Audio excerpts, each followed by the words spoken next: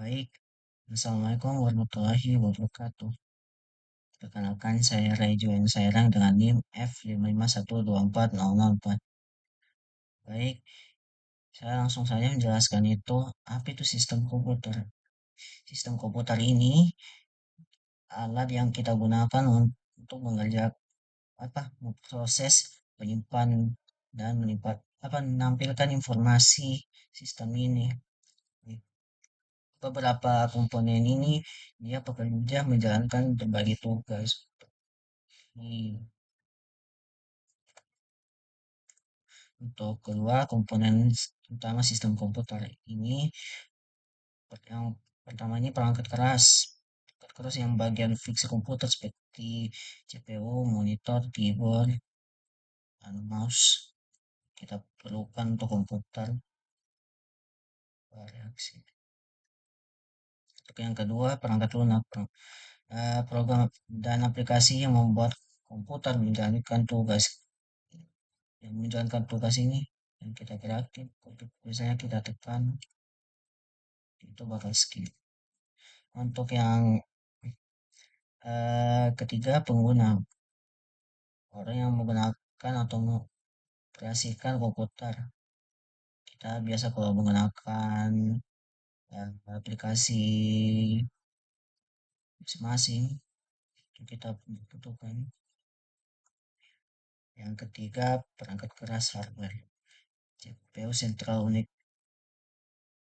Ini otak komputer yang mengontrol semua aktivitas. Yang kedua, hard drive. Dia tempat menyimpan data jangka panjang seperti game, Word, PDF, dan lain-lain ya. Untuk yang ketiga, random access memory. Memori ini sementara yang digunakan untuk menjalankan aplikasi. Yang keempat, monitor, keyboard, dan mouse. Alat-alat ini monitor alat dan input dan output untuk bereaksi dengan komputer. Untuk perangkat lunak software, sistem operasi perangkat lunak mengelola kinerja termasuk Windows, macOS, dan Linux. Untuk kedua, aplikasi program ini tugas untuk seperti pengolah data Microsoft Word, browser, mouse, Chrome, atau game, dan lain-lain.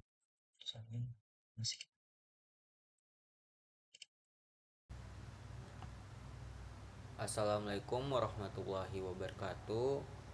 Perkenalkan, nama saya Raihan S1K dengan NIM F55124026.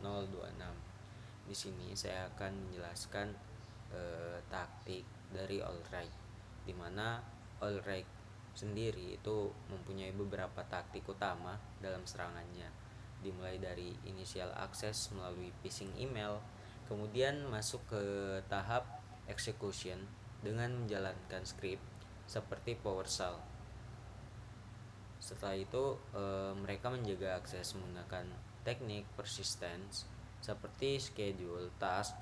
Selanjutnya mereka mengambil kredensial korban, dan terakhir mengontrol sistem melalui command and control menggunakan protokol seperti HTTP dan HTTPS. Nah, terus untuk taktiknya sendiri itu kita ada 5, di mana taktik pertama itu TA 0001, yaitu initial access atau akses awal, di mana pada tahap ini Allrite itu menggunakan teknik phishing melalui email. Biasanya mereka mengirimkan file seperti Word atau Excel yang berisi makro berbahaya. Tujuannya itu berupa supaya korban membuka file tersebut dan tanpa sadar memberikan akses awal ke sistem.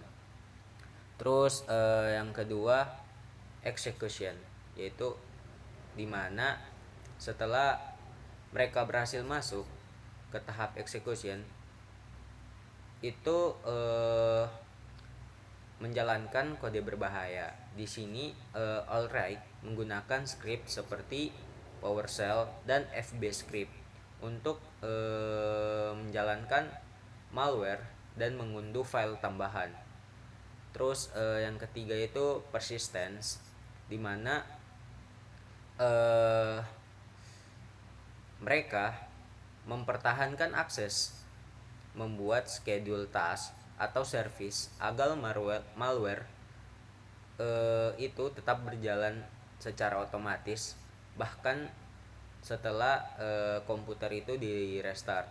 Terus yang keempat, credential access, di mana eh, credential access itu penyerang mengambil data-data login seperti username dan password. eh, itu biasanya dilakukan dengan teknik credential dumping dari memori sistem seperti LSASS. Terus yang terakhir yaitu command and control, di mana sistem korban sudah dikendalikan dari jarak jauh menggunakan koneksi seperti HTTP atau HTTPS. Penyerang bisa mengirim perintah dan mengambil data dari korban tersebut. Nah, selanjutnya analisisnya, di mana dapat disimpulkan bahwa pola serangan Allright bersifat bertahap dan terstruktur. Mereka tidak langsung merusak sistem, tetapi lebih fokus pada mempertahankan akses dalam jangka panjang, dan mereka juga mengutamakan stealth agar tidak mudah terdeteksi. Oleh karena itu, serangan ini termasuk dalam kategori Advanced Resistance Threat atau APT. Sekian, terima kasih.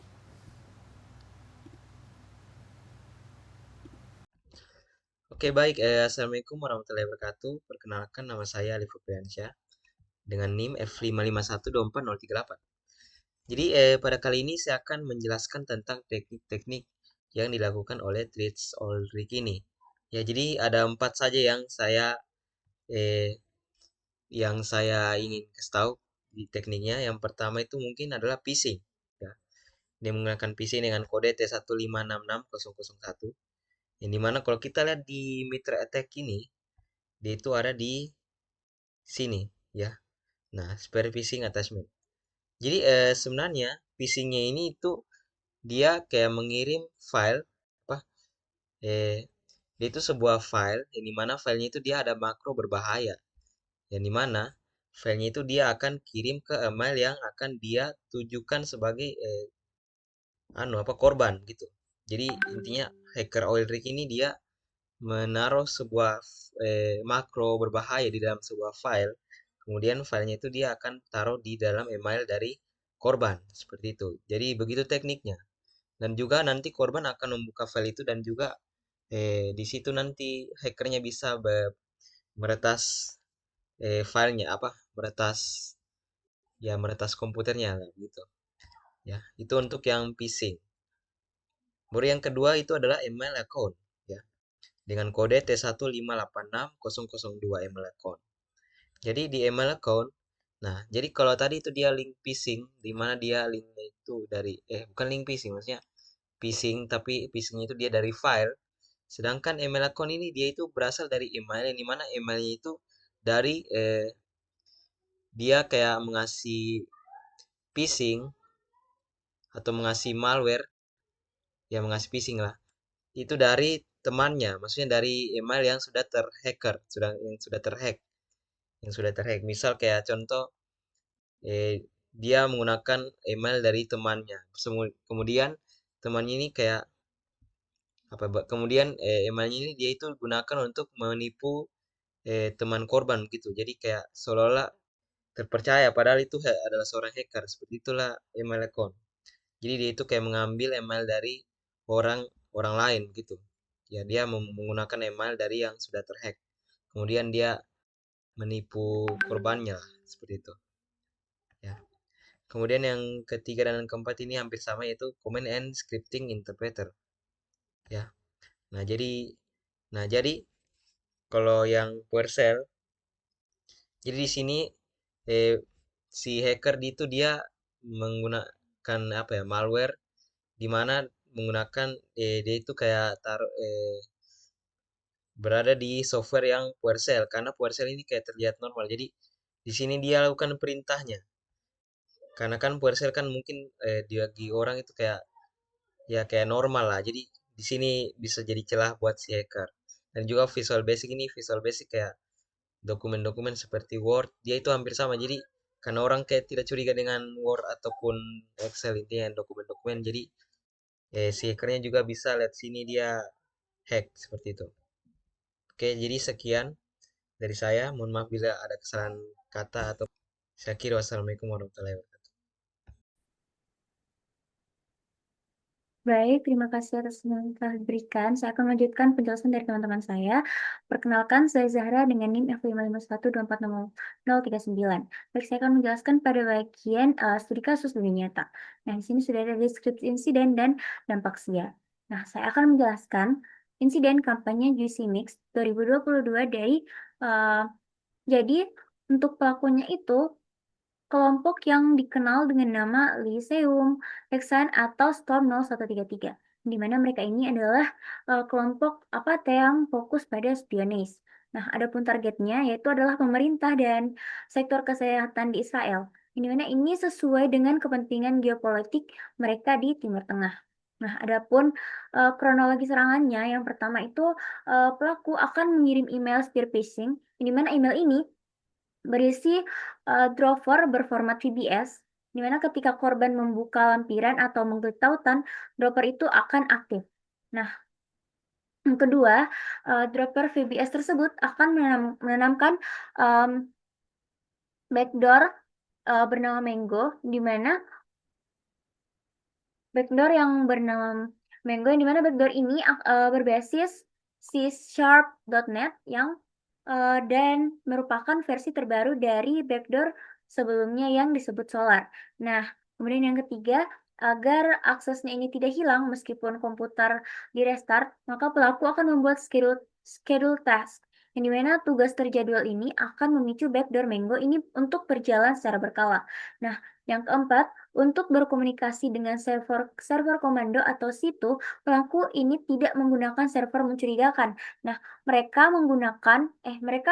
ini malah meretas situs web yang sah milik orang lain, lalu menggunakannya sebagai situ. Nah, karena situsnya ini asli, maka lalu lintas jaringannya juga terlihat normal dan sulit dideteksi. Kemudian yang kelima, setelah berhasil masuk, pelaku akan memasang alat-alat tambahan. Biasanya itu ada browser data dumper untuk mencuri cookies, riwayat penelusuran, dan kredensial yang tersimpan di browser. Ada juga alat berbasis PowerShell untuk menguras data dari Windows Credential Manager. Nah, yang keenam itu semua data yang sudah dikumpulkan akhirnya akan dikirim atau diekfiltrasi ke pelaku melalui kanal situ yang sudah dibangun sebelumnya. Nah, selanjutnya ada dampak Siatrian. Nah, yang pertama ada kerahasiaan atau confidentiality.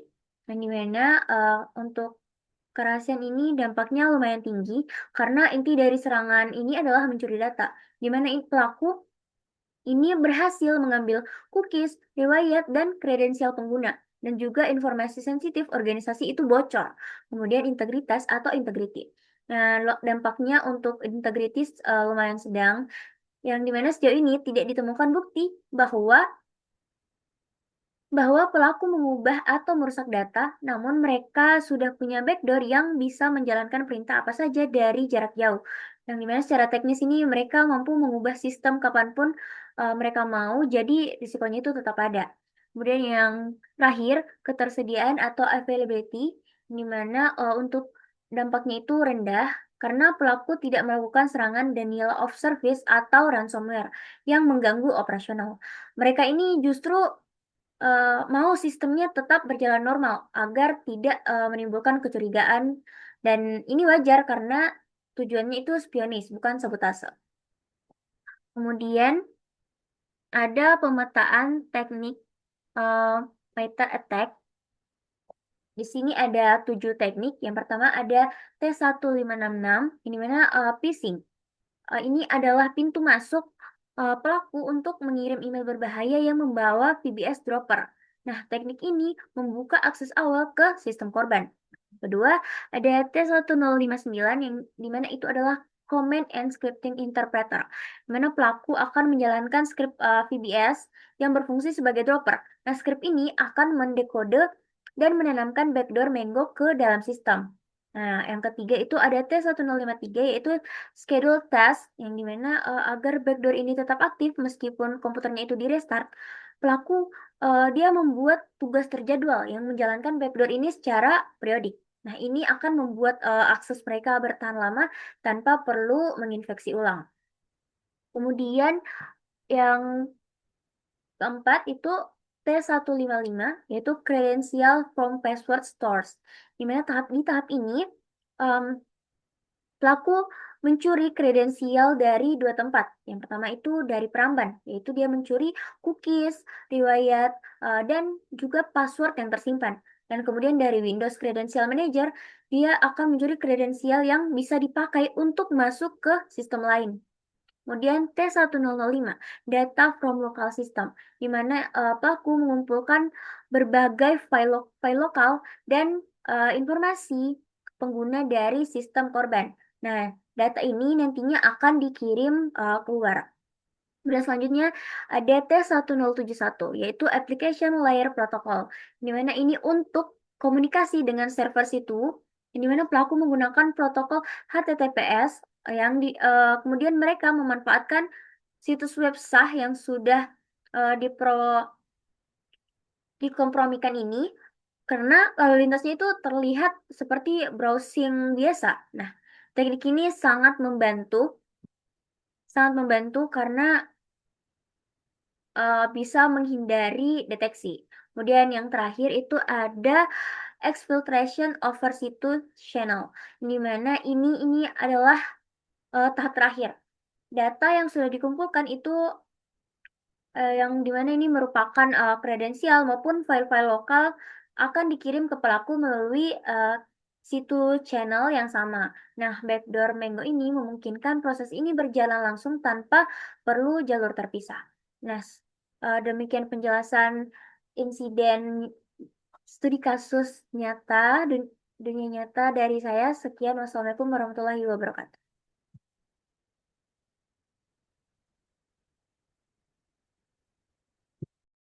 Saya Adeni Dwi Putri Salam, NIM F551240016 berperan sebagai mitigation strategis pada threat actor oil rig atau biasa disebut APT34. Pada bab 5 ini, saya akan menjelaskan mengenai analisis kesenjangan kontrol. Yang pertama, kesenjangan kontrol utama itu terletak pada lemahnya penyaringan phishing attackment dan juga compromise account. Nah, hal ini mengakibatkan terjadinya penyalahgunaan akun. Kemudian selanjutnya itu terjadi minimnya pengawasan terhadap commands dan encrypting interpreter yang mengakibatkan terjadinya eksekusi payload. Selanjutnya, berdasarkan analisis kami di bab 3 terhadap kerentanan keamanan, beberapa rekomendasi kontrol keamanan yang diberikan berdasarkan teknik. Yang pertama, restrict web-based content, yaitu relevan terhadap phishing attackment karena memblokir langsung suatu serangan sebelum dilakukan percakapan terhadap penerima. Pola lainnya itu yaitu dengan mengecek file-file ekstraksi seperti format exe, kemudian SCR dan lain-lainnya itu diperiksa dan dicari apakah di dalamnya terdapat malware yang berbahaya atau tidak. Nah, implementasinya itu berupa penerapan secure secure email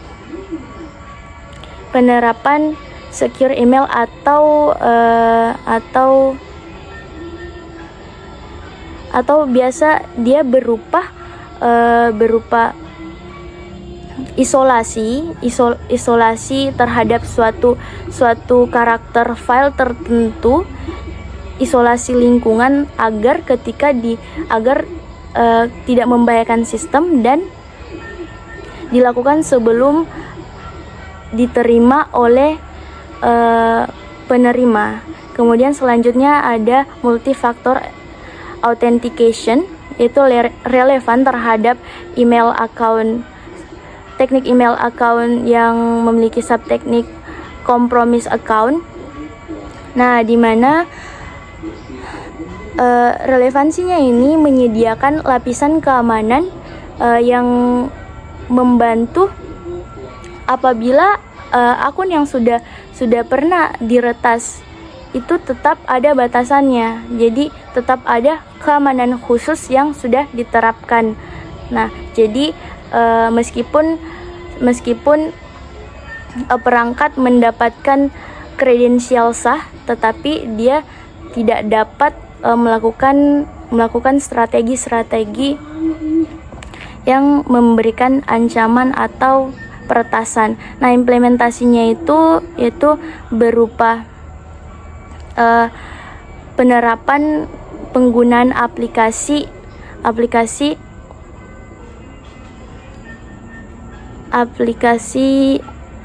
autentikator dan juga kunci fisik.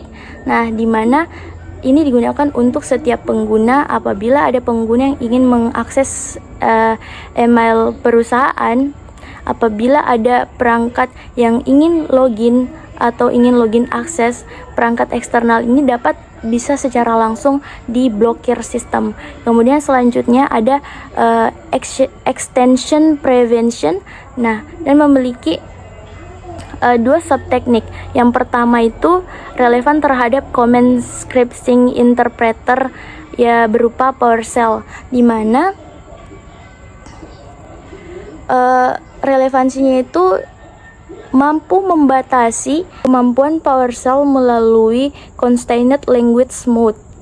Nah, implementasinya itu yaitu menerapkan yang disebut kebijakan group police object. Nah, di mana atau juga disebut app locker, di mana hanya beberapa script tertentu saja yang dapat dijalankan. Apabila terdapat perangkat atau sesuatu yang eksternal, maka dapat secara langsung diblokir atau dieksekusi oleh sistem. Kemudian selanjutnya extension prevention relevan terhadap commands and scripting interpreter pada Visual Basic karena mampu memblokir langsung macro VBA yang terdapat dan tertanam pada suatu file yang dapat menimbulkan satu disebut peretasan atau menimbulkan peretasan. Nah, implementasinya itu dengan memblokir semua atau menghapus semua makro yang dapat diakses sebenarnya di file Office untuk menghilangkan bahaya, karena ketika makronya itu aktif, maka di situ akan mampu dilakukan suatu pengunduhan malware tertentu dan dapat disalahgunakan, sehingga ketika ini diberlakukan, ketika si aktor membuka dokumen tertentu tidak akan terjadi apa-apa karena sudah diterapkan keamanan yang sesuai. Nah, berdasarkan keterkaitan bab 5 ini dengan bab sebelumnya, terutama pada bagian teknik dan taktik, rekomendasi kontrol keamanan sendiri memberikan solusi, bukan hanya bentuk solusi yang bisa dijabarkan, tapi secara di dunia nyata solusi ini memang digunakan dalam mengatasi berbagai macam taktik dan berbagai macam teknik dalam melakukan kegiatan peretasan atau aktivitas kejahatan cyber. Sekian dari saya. Wassalamualaikum warahmatullahi wabarakatuh.